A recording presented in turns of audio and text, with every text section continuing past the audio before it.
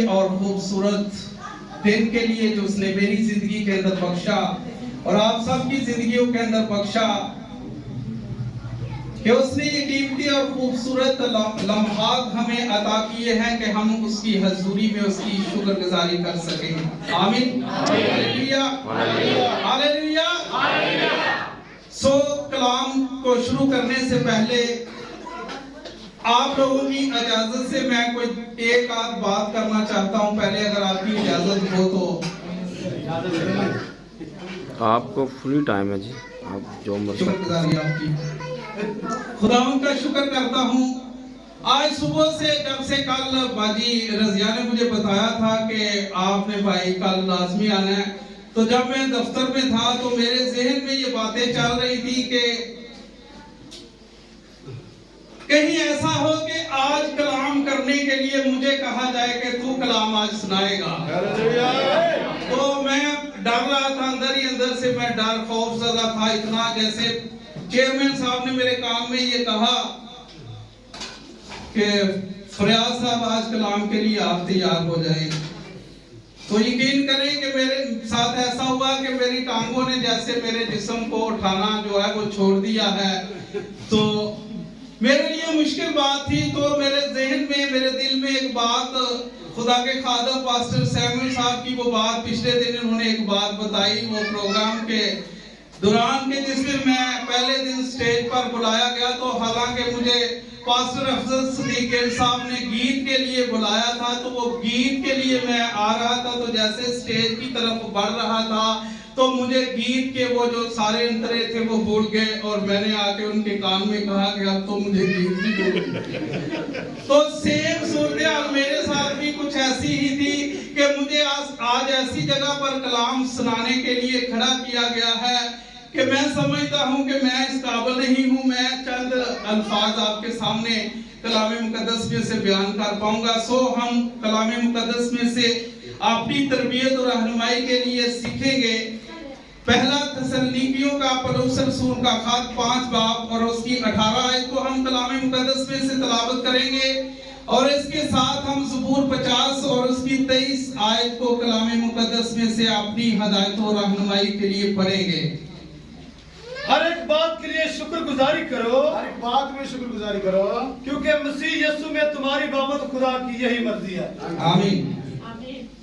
दूसरा हवाला ज़बूर 50 और उसकी 23 आयत को हम कलाम मुकद्दस में से देखेंगे। जो शुक्रगुजारी की कुर्बानी गुजरानता है वो मेरी तमजीद करता है, और जो अपना चाल चलन दुरुस्त रखता है उसको मैं खुदा की निजात दिखाऊंगा। आमीन। खुदावंद के कलाम के पढ़े सुने और समझे जाने पर खुदावंद हम सबको बरकत बख्शे। आमीन। आप सब तशरीफ रखें, खुदावंद आपके साथ हो।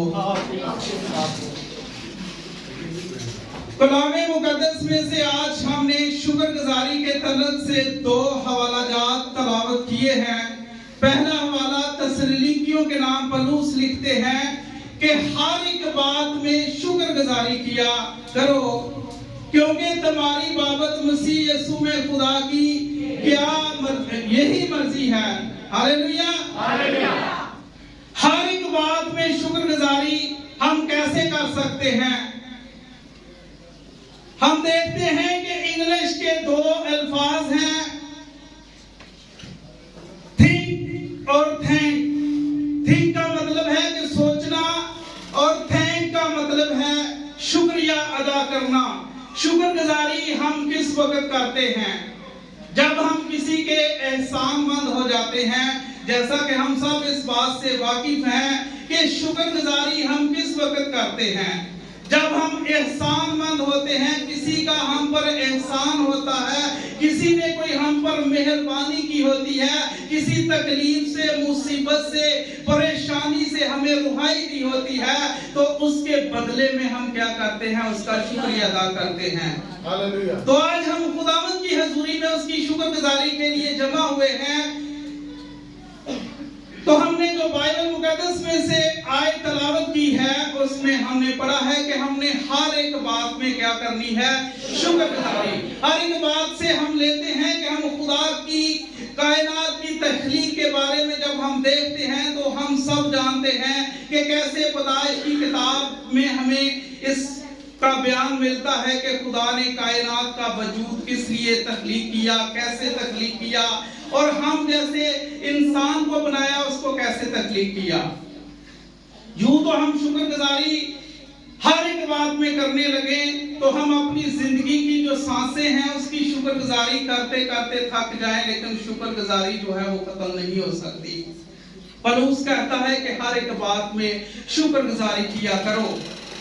ज़बूर में हमने पढ़ा है कि जो शुक्रगुजारी की कुर्बानी गुजरानता है वो क्या करता है, मेरी ताज़ीम करता है, और जो अपनी रिवज को दुरुस्त रखे उसे मैं खुदा की निजात दिखाऊंगा। जो कोई मेरी ताज़ीम करता है और जो अपनी रिवज को दुरुस्त रखे उसे मैं क्या करूंगा, निजात दिखाऊंगा। निजात देखने के लिए, कुर्बानी देने के लिए अपनी रिवशों को भी साथ साथ क्या करना है, दुरुस्त रखने की क्या है, जरूरत है। हम सब जानते हैं, इस बात से बखूबी है, बारहा मौकों पर हमने खुदा के कलामे मुकद्दस में से खुदा के खातमों की मार्फत अक्सर औकात ये अल्फाज सुने हैं कि जो लफ्ज कुर्बानी है ये कुर्बत में आने का नाम है। किसका नाम है?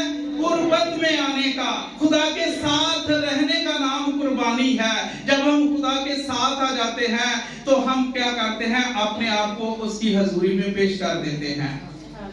और इसके साथ अगर हम चाहते हैं कि खुदावंद हमें निजात दिखाए, हम उसके निजात के काम देखें, उसकी हजूरी में झुकें, उसकी शुक्रगुजारी करें, तो उसके लिए हमें अपने किरदार को, अपने चाल चलन को, अपने रवैये को, अपने किरदार को दुरुस्त रखना भी क्या है, जरूरत है। हम इबादतें तो करते हैं, शुक्रगुजारियां तो करते हैं, हदिये तो पेश करते हैं, नजराने तो उसकी हजूरी में लाते हैं, लेकिन हमारा चाल चलन जो है वो कलाम के मुताबिक अक्सर औकात नहीं होता। आज हमें इस बात की जरूरत है कि हम शुक्रगुजारी किस वक्त करते हैं, जब हम किसी के एहसानमंद हो जाते हैं और उससे मुतमिन हो जाते हैं। हम देखते हैं एक बड़ी अहम स्टोरी बाइबल मुकद्दस के अंदर लिखी हुई है, हन्ना की स्टोरी। जब उससे सैमुएल पैदा होना होता है तो हन्ना जब हैकल के अंदर दुआ कर रही होती है तो वो खुदावंद की हजूरी में झुकी होती है। सरदार कहन, एली कहन जो होता है उसको बुरा भला यानी कि समझता है कि इसने नशा किया होता है। लेकिन मैंने जो वहां से एक बात सीखी, जब वो एली कहन की और हन्ना की गुफ्तो शनीद होती है तो हन्ना जब उसको जवाब देती है, मैंने तो अपने दिल को उसकी हजूरी में उंडेला हुआ है। तो जब एली कहन ने उसको मुतमिन जवाब दिया तो लिखा हुआ है कि फिर उसका चेहरा उदास ना हुआ, फिर उसका चेहरा उदास ना हुआ। जब इंसान का चेहरा खुदावंद की तसल्ली मिलने के सबब से परेशान ना रहता हो, इंसान उससे मुतमिन हो जाता हो, तो फिर क्या बनता है, फिर वो हन्ना की तरह शुक्रगुजारी तो बनती है ना। आज हम समझते हैं कि खुदावंद की बंदी हमारी बहन रजिया जो है, जिन्होंने खुदावंद की हजूरी में 52 डेज का वक्त गुजारा है, अपने बदन को उसकी हजूरी में कुर्बान किया है। जब हम रोमियो के नाम पर पौलुस रसूल का खत 12वां बाब को तलावत करते हैं तो वहां पर इस कुर्बानी का बहुत डिटेल के साथ जिक्र बयान किया गया है। मैं चाहूंगा कि 2 या 3 आयत कलाम मुकद्दस में से पढ़ी जाए।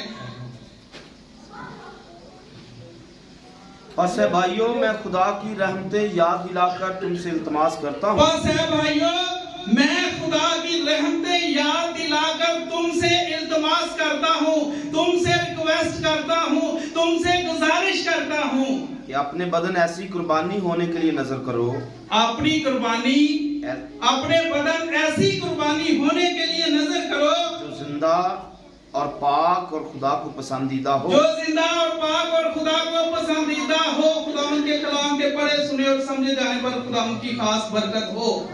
मैं समझता हूँ जो कुर्बानी आज पेश की गई है हमारी बहन मुबशरा रजिया के वसीला से, वो ये कुर्बानी है जो